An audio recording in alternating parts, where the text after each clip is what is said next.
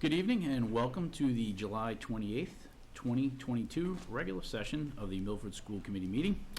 This meeting is being broadcast by Milford TV and copies can be obtained at the request of this board or through central office.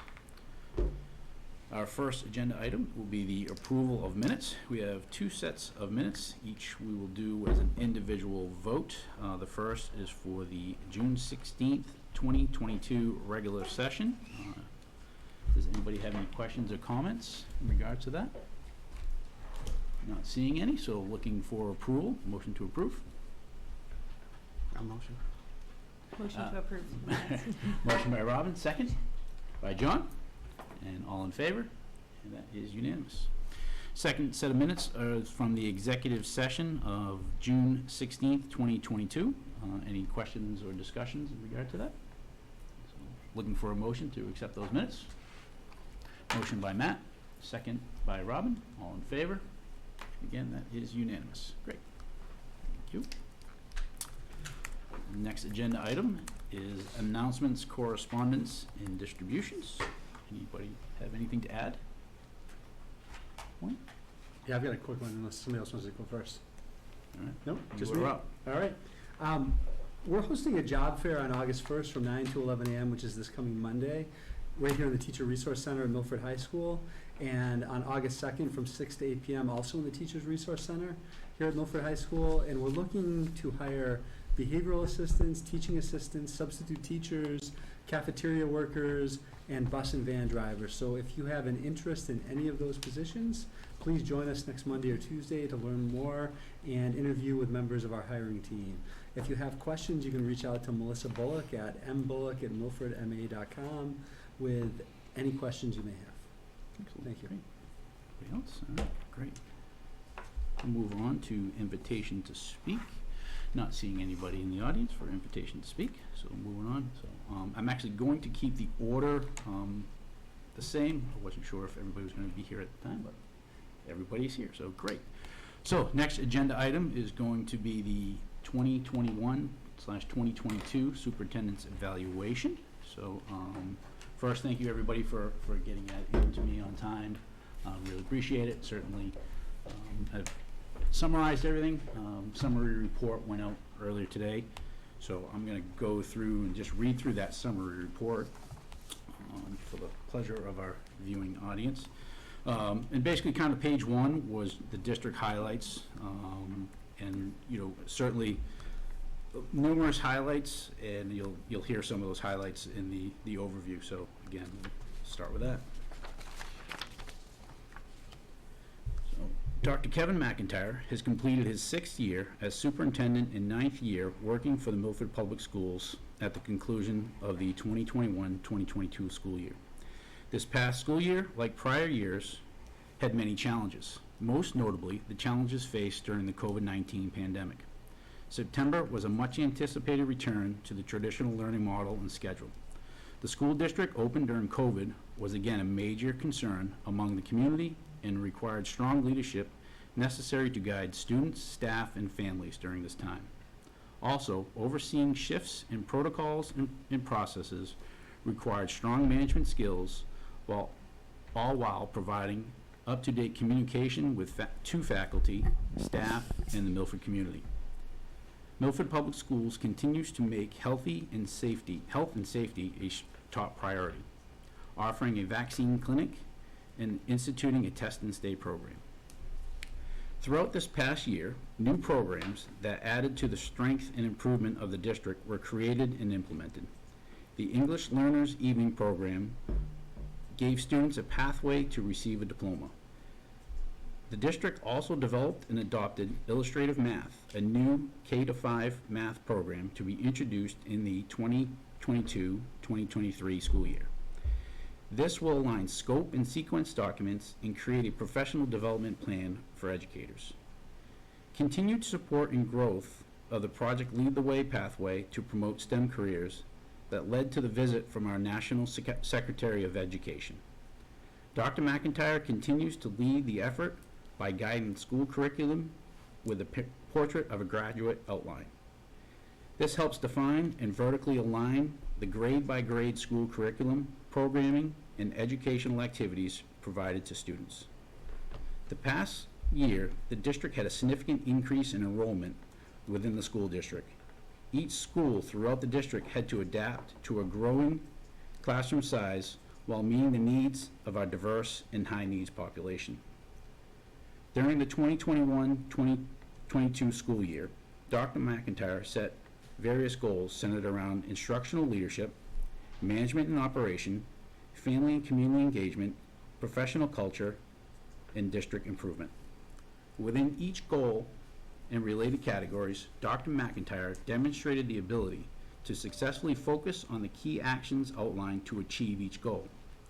He provided our school committee the required evidence and benchmark to support ongoing and significant progress towards goals and the evidence that specific goals were met.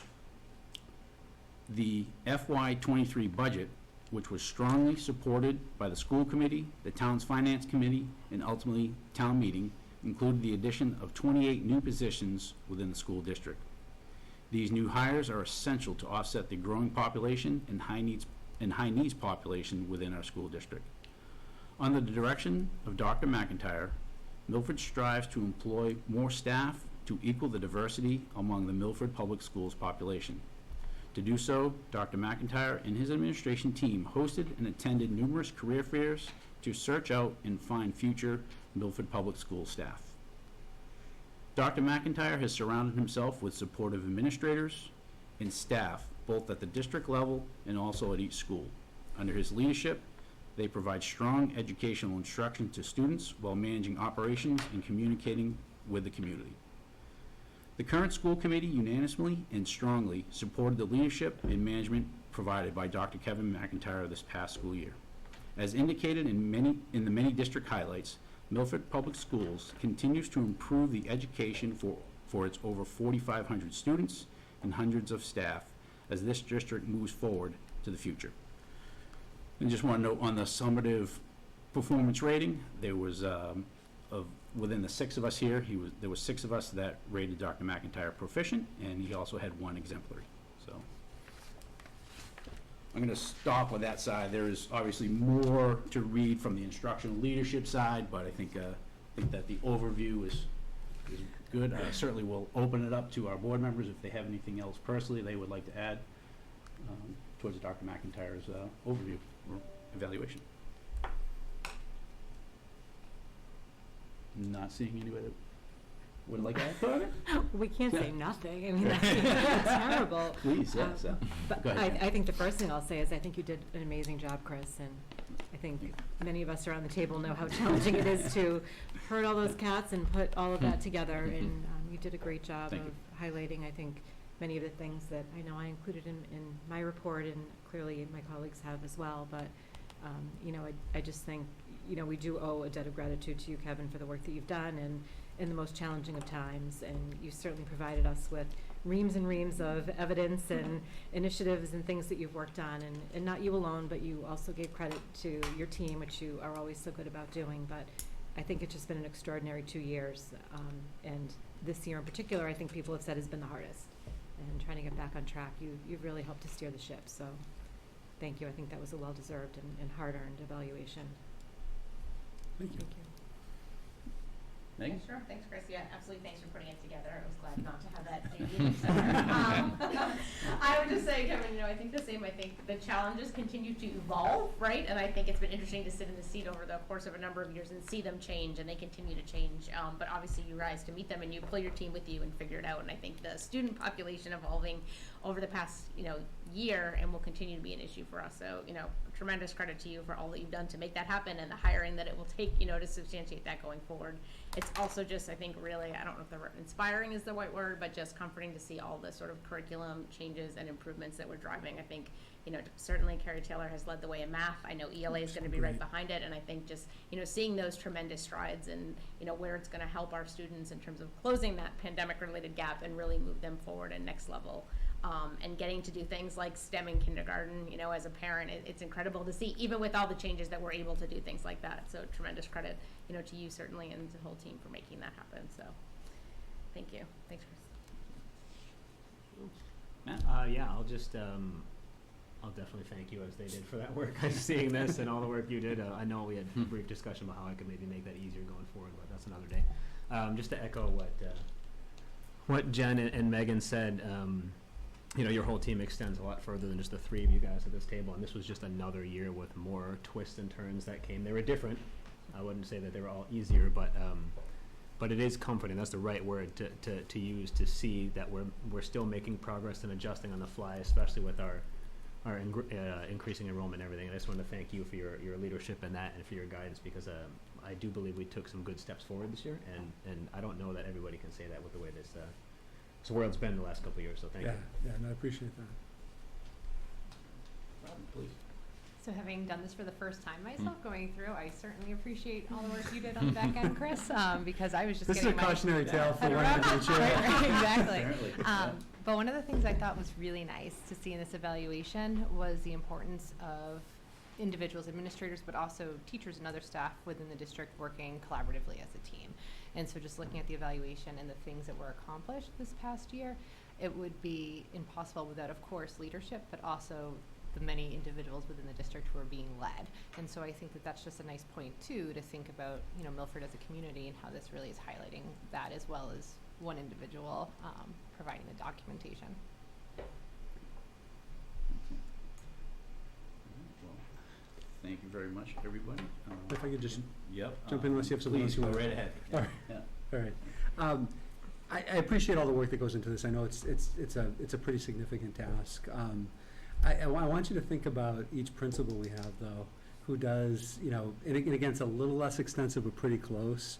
They do somewhere between 25 and 40 of these every year, along with their other activities. So just, you know, that's always something good to keep in mind, because this format is not too dissimilar from the form we use for the teachers in the district. You know, I think the key piece, and I appreciate all the kind words, and I think, you know, one thing I'm proud of with the Milford Public Schools as a whole is a lot of districts were treading water over the last couple of years, and we made a fair amount of progress, and I think it's a big credit to the school committee, as well as, you know, Craig, Kathy, and a lot of folks that aren't sitting in this room, because we were able to kind of leverage funds that I think are going to support us going forward for a really long time. And a lot of people, you know, brought in speakers, bought some kind of shiny stuff, and I think we were really strategic about it, and I think it's going to make a real long-term difference, and I think it you know, built some relationships with some of the town committees we work with, too. I think the point about collaboration, and I don't want to steal Craig's thunder, but that's a lie, I kind of like to do that. But we just did 2 days of a leadership retreat, and Craig's going to talk about it in a little more detail. But we had 3 teachers presenting to our administrators during that time, and I don't know how often that happens. But it was great conversation, and they did a phenomenal job.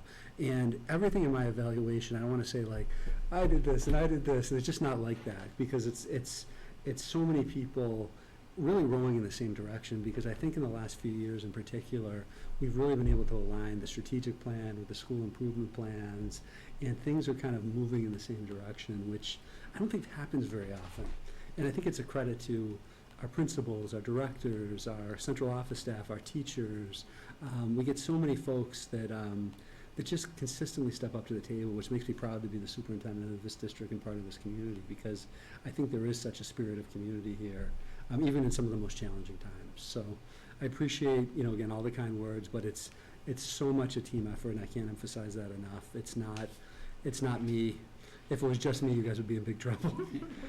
It's a lot of really talented people, kind of, you know, all moving in the same direction, and all addressing issues as they arise in pretty honest and authentic ways, which is also critically important. So, thank you, appreciate it. Thank you for your words, too. Appreciate it. And Chris, nice job, I have to say. You know, I want to echo the group, because it's not easy. And again, like, you know, sitting here to summarize it, certainly, you know, I think you'll. It's 9 pages. It's 9 pages, by the way. Well, yeah, double spaced.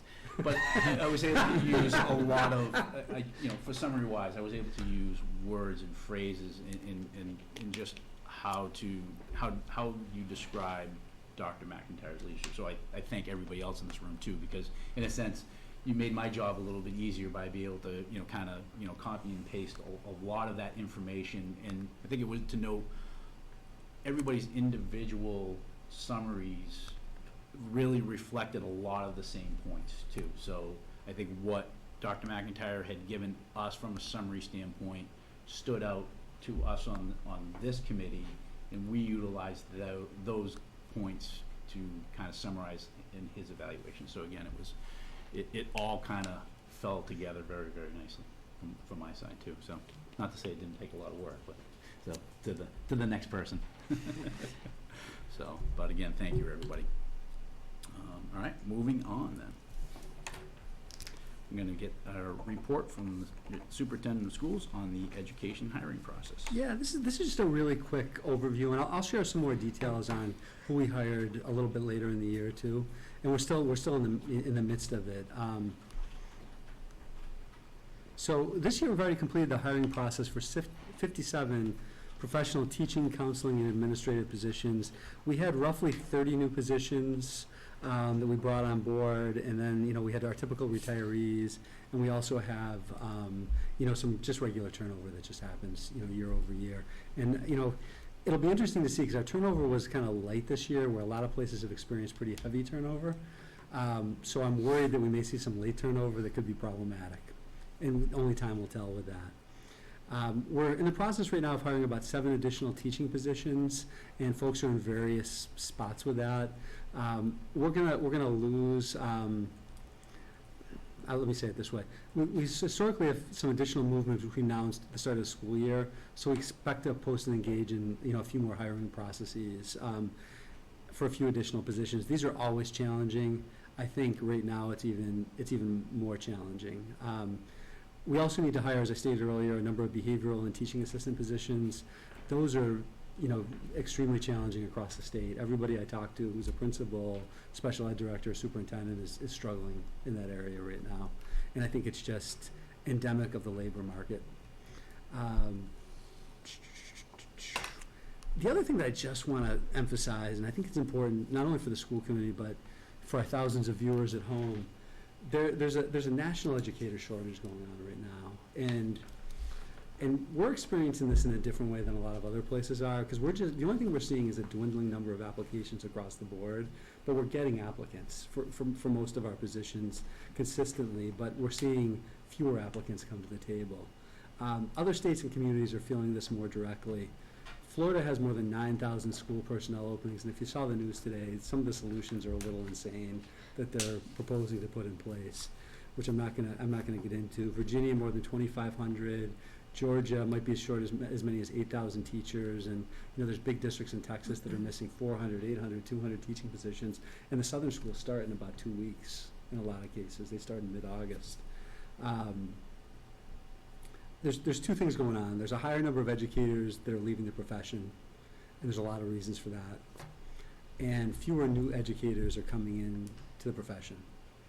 So we're going to continue to be aggressive in our recruiting strategies, thoughtful in how we provide mentoring and support, and hopefully continue to develop and support positive school cultures where we continue to maintain, high retention, which has been consistent. And I'm hearing horror stories across the state of just administrators leaving in mass from districts, and some are just leaving completely, and some are taking one more shot somewhere else. But we've been pretty consistent with our leadership team. We've had good retention overall. Now, could that change in the next couple of years and me give a very different commentary at different points in the year? I think absolutely, because I think we're heading into a crisis situation, and people have been talking about it for a long time. But if we're replacing, and in some states, licensed degree teachers with spouses of military personnel that don't even have a degree, that's very problematic for, I think, the future of our country in some ways. So it's something that we take very seriously, the hiring process, and the principals I think are very thoughtful, and everyone exhausts every avenue of the networks every time there's an opening to make sure we get a good person in place. So I'm happy to answer any questions. Any questions? Megan? Yeah, Kevin, thanks. You spoke to sort of the teacher and support staff hire. How many administrative positions are open currently? I know there's a recent Yeah, change, so but it's beyond that. it's just one right now. Oh, okay, great. So Yeah. the attendance So- hire is, Yeah, Great. those two gentlemen who Excellent. actually joined us on our leadership retreat for the Excellent. afternoons, great. they've been in place, they've been, Excellent. engaging in the community, they've met the judges, they've been great. Okay. They're excellent. they're ingraining themselves into the Milford community already. Yeah, no, that's fantastic. Victor and Charles, you'll get to Great. meet them, and I think love them as much as we do. No, I look forward to it. That's awesome. I think you talked a lot about kind of the collaboration and the authentic nature. I think the piece that you left out, which I also think is so important, is sort of the really thoughtful, creative solutions that your team has brought to all these things. And I think certainly the hiring is one. So Yeah. I have a friend who is an administrative down south, and they're using like headhunters, and they're Yeah. bringing people in internationally. Yeah. Wow, Well, we're- that's We're actually doing that too. wow. Yeah, Okay. we've done that probably 3 to 5 times I over the did- last, Really, I didn't. yeah, know we've that. worked with Interesting. consulates in a few countries in Europe. Really? Yeah. Fascinating. Okay, I did not know that, so that's some good to learn. Okay, but the creativity I think is important in terms of being thoughtful in the approach, so I just want to say thank you for that also. Yeah. Okay, that's great, Absolutely. thanks. Not seeing any other questions, so, okay. Thank you. Yeah, Thanks my again pleasure. for that update. Moving on. Our report from the Assistant Superintendent for Curriculum, Instruction, and Assessment in regards to the leadership retreat. Dr. Consigli. Thank you, Mr. Chairman. I included in the packet just the agenda of the 2 days.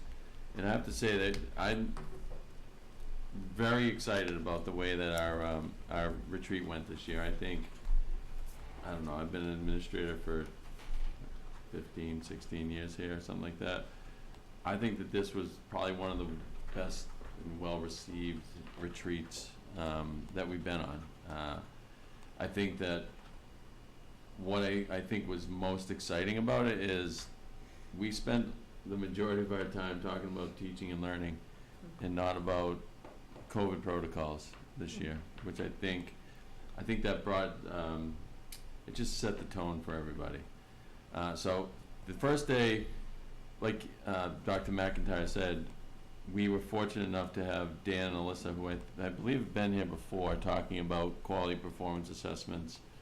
And they just ran our whole team through different protocols with quality performance assessments and explaining what they're sharing with teachers. And that we've trained probably 50 to 75 teachers through MCIA and through Dan and Alyssa, who've basically taken the torch now and are running with it and training teachers.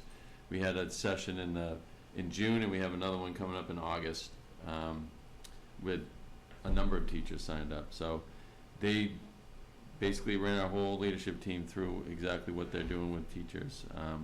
And everyone was really excited about it. Now, I think one thing I do want to say about all of the retreats is we get a lot of momentum going in an hour and a half, and then it has to come to a stop because then we're switching gears. Otherwise, we'd sort of stay on the same track for the whole time. So I think one thing that we have to somehow figure out is, all right, how do we take the momentum that we started and now keep going with it throughout the year? And this is another area where performance assessments is something that we want to see every kid engaging in. I think at the Cape, Commissioner Riley was talking about that in his address to the superintendents and assistant superintendents. So it is something that we are going to be pushing forward this year. Next, we started our conversation about our start teams. We ended up with a short amount of time for that. So again, that's another thing that we get some momentum going, then all right, it's something we got to carry forward, and we know that it's the start of a conversation. So I guess looking at the leadership retreat, it's more of like a launch pad for all these different things. And then we wrapped up the afternoon with Improv Asylum leadership training, which at first there was a lot of anxiety. When you think of improv, you think of, oh God, we got to go do all these skits with each other and figure and do this acting, but it really wasn't that at all. And it was one of the highlights of the retreat, I think, from all of the administrators. We talked about communicating and the importance of having the same message and being able to sort of read the room and feed off each other without actually talking. So I don't know. It was really a great event. So that's how we wrapped up the first day. Second day, let's see, we had another teacher leader, when we kicked off our culturally responsive teaching in the brain book study that we're doing with all of the leadership team. We all read the first 4 chapters. Sylvia Foman came in and she worked with me and Jen in creating a presentation, and we spent an hour and a half working with teachers, working with the administrators and putting them in different groups. And that was, again, well received, and administrators were wondering how we could keep moving the work forward and working with our teachers too. And that's something that we have to figure out together, what the right timing is for that. We spent an hour talking about staff evaluations, making sure that everybody understood the protocols and processes that we need to follow. But beyond that, just making sure that we all have the same expectations for teaching and learning. Again, definitely need more time in that area as a group. So that's something that we will be moving forward with as the month continues. We had members from MCIA, Peter Piazza, who's head of research at MCIA. He ran through our data dashboard with all of us. So we have 4 years of data now on our site at each of the different schools. He ran us through a protocol. We got in school groups, and then we looked at areas of strengths and areas that we need to put some resources in. They, again, wanted some more time in that area, so they're going to be working as teams to talk about the plans for rolling this out with staff. And then we finished our retreat with Aaron Polanski, who is a superintendent in another district, came in and really talked to us about the importance of relationship building. And I think that was the timing of that was perfect. You know, 2 days of 8 hours straight, and then having him come in and talk to us about relationship building and growing your teams and making sure everyone's okay. I think that was well received by the team, and it was a great way to just sort of end the 2 days of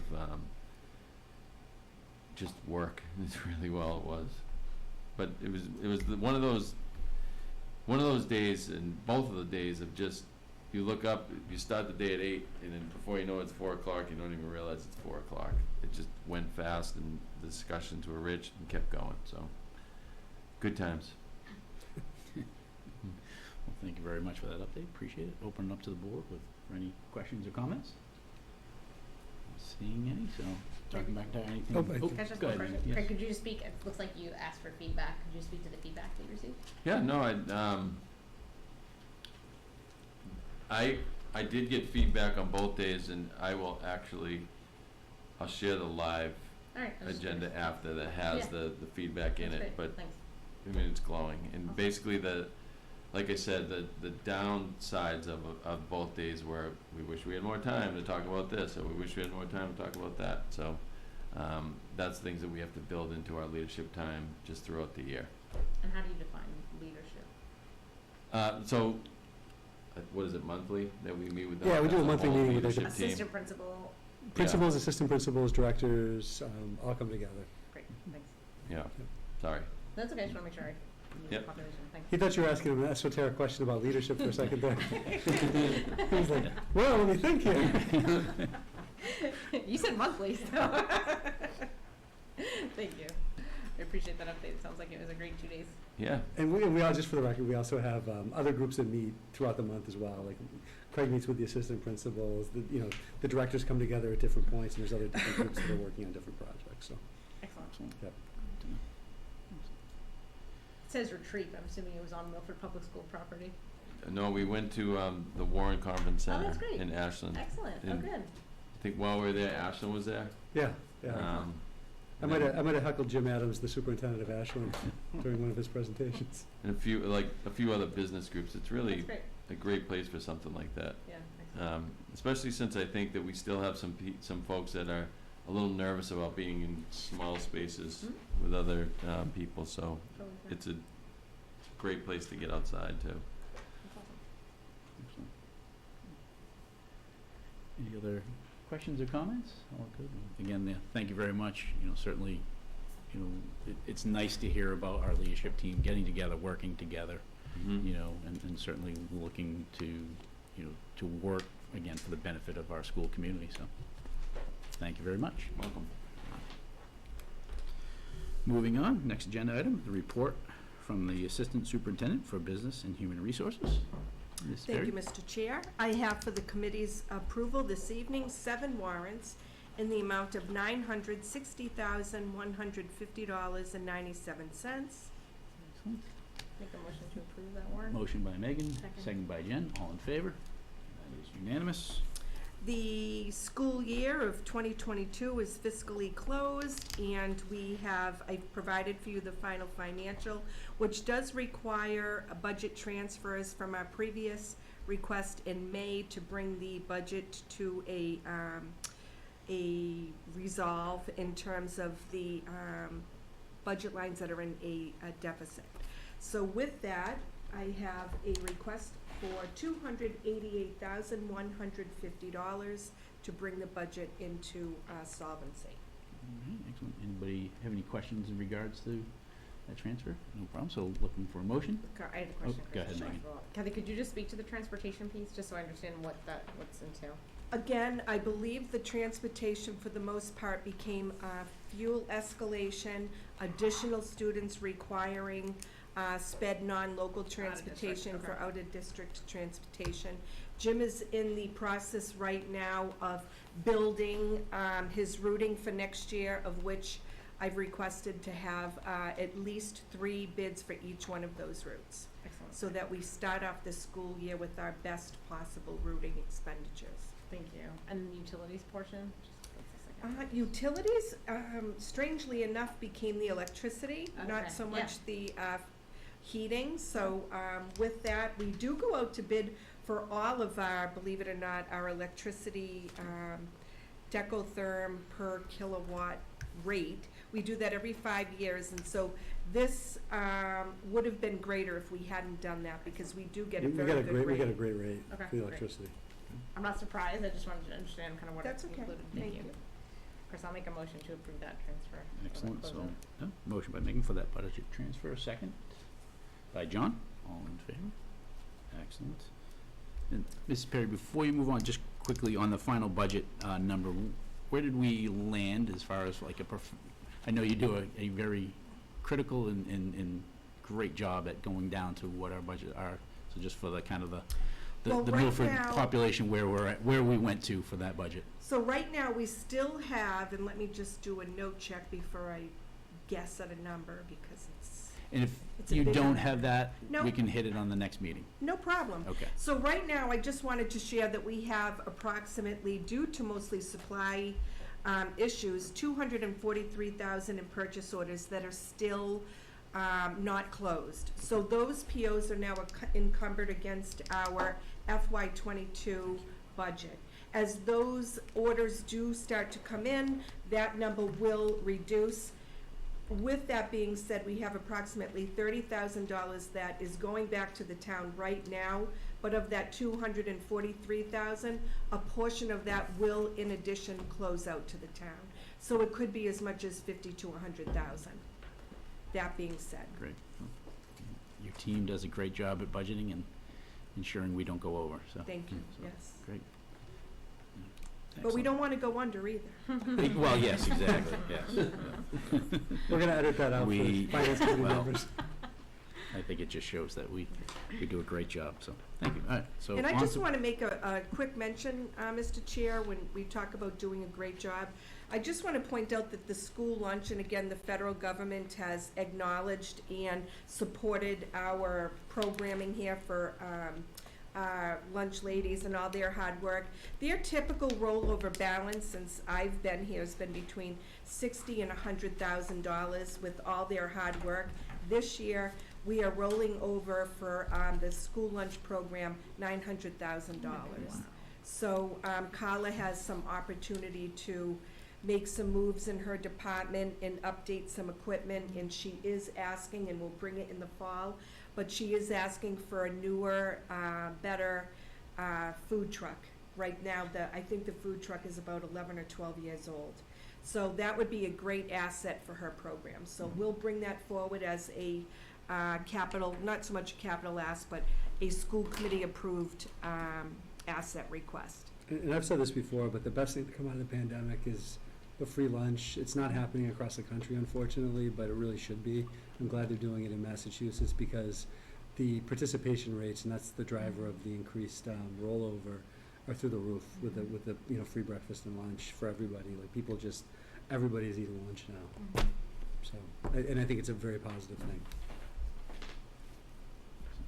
I think I interrupted you, Mr. Chair, No, for I was the gonna budget say, you transfer can, vote. I have no other questions, so if you wanted to move on to the personnel updates. Okay. The school committee has a list of the latest appointments from our previous meeting. No vote is required. We do have a course reimbursement request in the amount of $34,968.70. Looking for a motion to accept that. Motion by Matt, second by Jen. All in favor? That is unanimous. Great. And did we vote on the budget transfers? Yes. Yeah, we did. Okay, I'm sorry, I apologize. I had that Okay. same question, Kathy. And lastly, there is a request, and I might have to have Kevin's input on this. I only have what's in front of me, as you do as well. The international travel for Stacy's school to go to Quebec in February of 2023. The cost has been listed per student. If I could find the sheet again. The travel seems to be with the coach bus, and there's an itinerary letter at the end of the school committee packet relative to what they'll be doing. I don't know if you have any more information. Yeah, I mean, the only thing I would say is, right now, I think we're looking at Canada as the only international travel we're gonna do. I think there's just so many variables at play for international travel, like to Europe. I think we're willing to accept, like, we do a bunch of exchange programs. I think we're willing to accept kids here as part of an exchange program, but because of all the different travel guidelines, restrictions, potential cancellations, and the cost connected to it, and I've talked to some of the folks that do the international trips, I think we're gonna put it on pause for this year and then look at it for next year. Not related to, I think Canada is legit, and I think if, one of those groups wants to go to a Canadian city where they're traveling by bus, and it's a little more manageable, we're gonna, I think that's okay.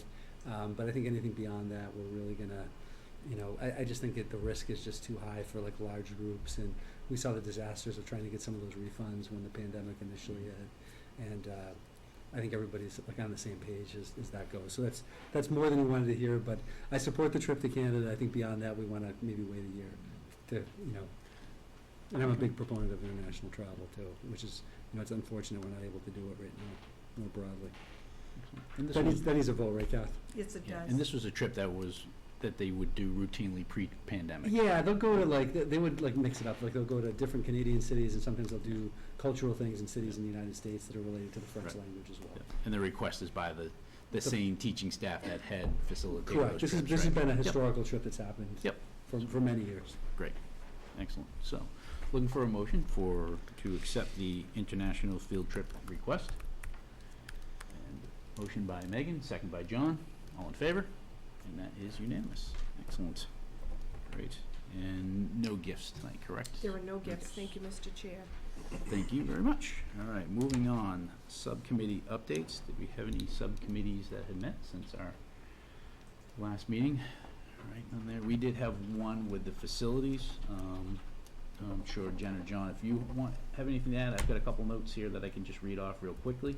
Yeah, go ahead, read your All notes. right, I'll chime in so- if I think you missed me. No problem, sounds good. So, last Wednesday on July 20th, myself, Jen, and John, along with the administration team, met with, through that subcommittee, met with Tremco, who is a roofing company. So, along with the administration team too, we spoke with the Tremco reps.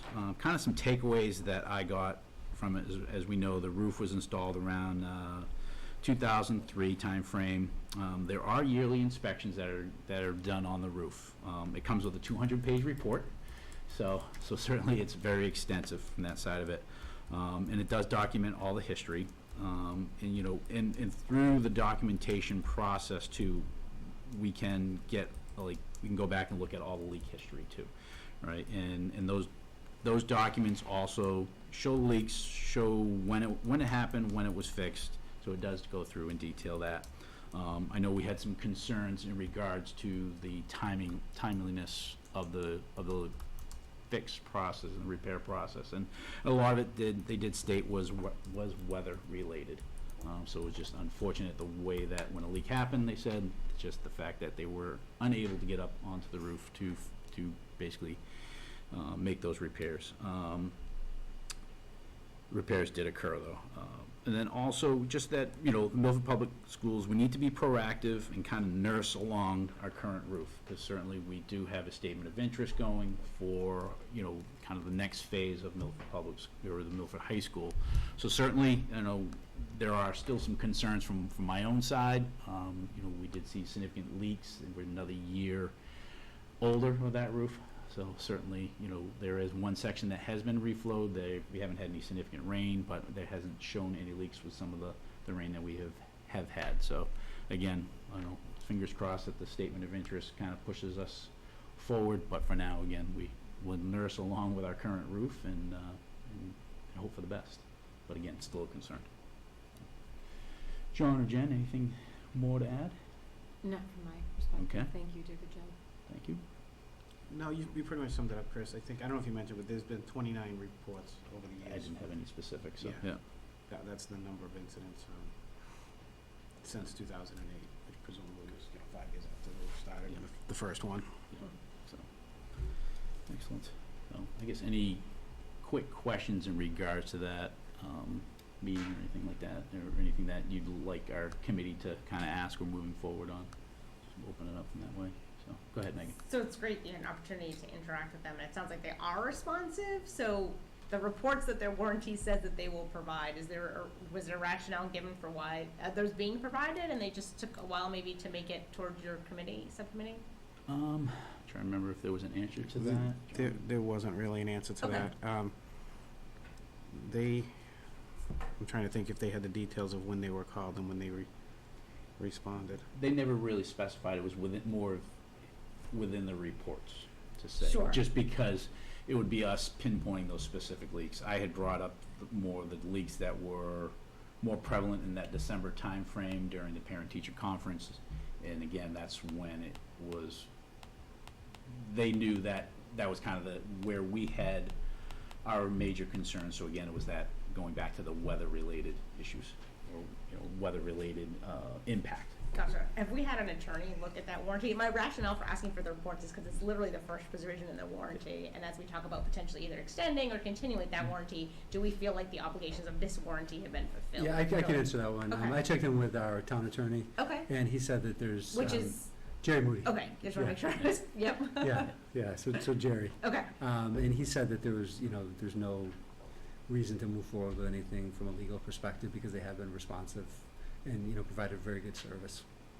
and nothing additional, Kevin, he felt like we could No, obviously get, but- and he felt the reports that were provided, which were pretty comprehensive from going back to 2008, met that requirement, or Okay. met that threshold of kind of the reporting component.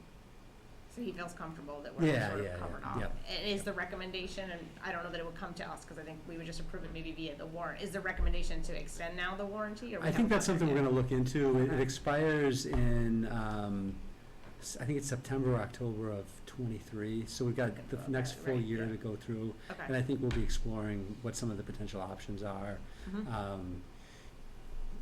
with the facilities director, Okay. in terms of like, does it, there's a number of different ways we can go. And that's something we're gonna be looking at this year and kind of, working with that company and exploring what some of the options are. Okay. Thanks for the update, I appreciate everyone kind of taking time out. Sorry, John. Yeah, I just wanted to add that the roofing company was I thought they were very emphatic and adamant on their response based on when they Okay. when they were notified and when they showed up and what they did. They did say, do, as Chris mentioned, when there's snow and ice on the roof, you can't fix a leak. Mhm.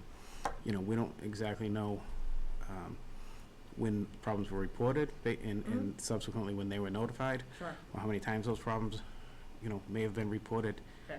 in district, so to speak, but they were, I would say, adamant and emphatic that their response was exactly what Yeah. they promised. Okay, and I appreciate, again, all you carving time out to meet with them. It's helpful to hear kind of firsthand the conversation.